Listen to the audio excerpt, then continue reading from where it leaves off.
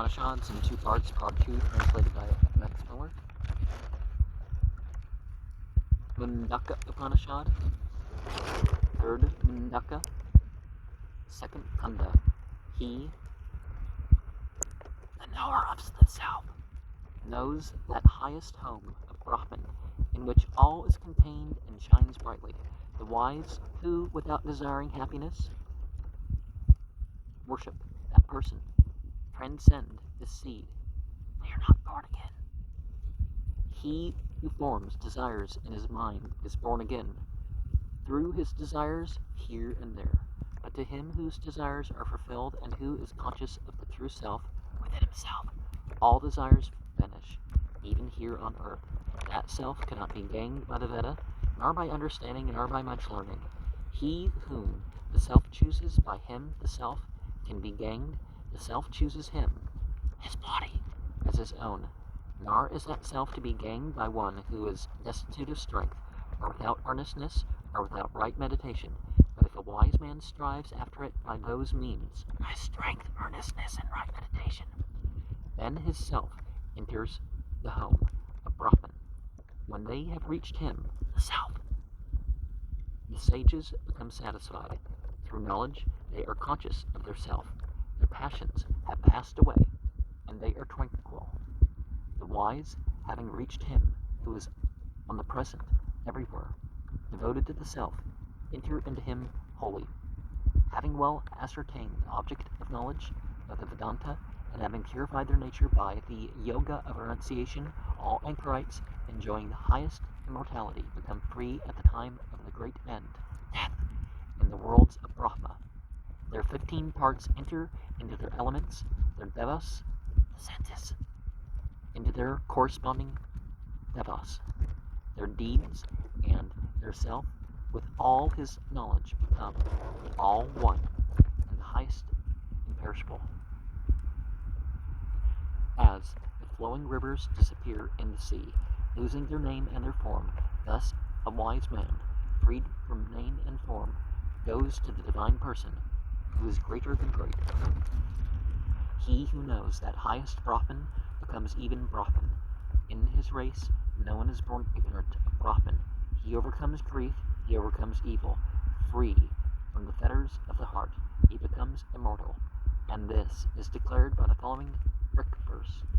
Let a man tell this science of Brahman to those only who have performed all necessary acts, who are versed in the Vedas and firmly established in the lower Brahman, who themselves offer as an oblation the one Risha full of faith, and by whom the rite of carrying fire on the head has been performed, according to the rule of the Atharvanas. The Risha Giras formerly told this true science. A man who has not performed the proper rites does not read it. Adoration to the highest Rishis. Adoration to the highest Rishis. The science mentioned in verse 11 here, Samnaka, 2 Samnaka, so 1, 1, 3 of this chapter here. Verse 8, greater than the great, greater than the conditioned Brahman, and disappearing in the sea. Also, verse 8, Prasna Upanishad 6.5, the corresponding Vedas. You see those catalyst charts where the light beings correspond to the bodies. One is Yepchadi, as you could say. I'm not sure if that's the word used in those texts, but that certainly applies. 6.4, the eye into the sun. So the sun door, corresponding devas. Okay, the 15 parts, the Prasna Upanishad. By the yoga system, which through restraint yoga leads to a man to true knowledge. Verse 6 here, the yoga of renunciation. not that per se you renounce the world, you renounce the world for itself.